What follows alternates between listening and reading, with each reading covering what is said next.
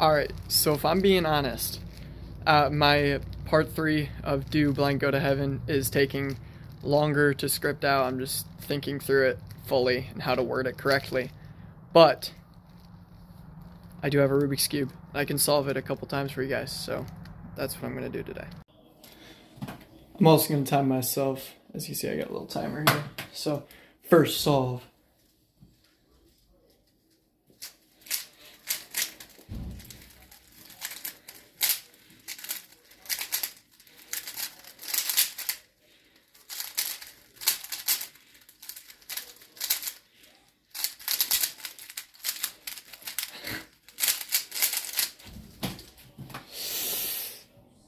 "18 seconds. Oh, it's a little backwards for you guys, on my end at least. Another one. Really quick, really fast, another one. Okay.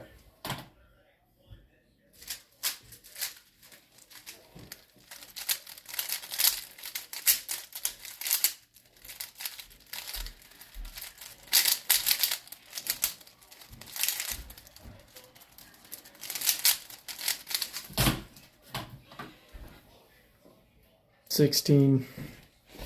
Couldn't get anything better, but thanks.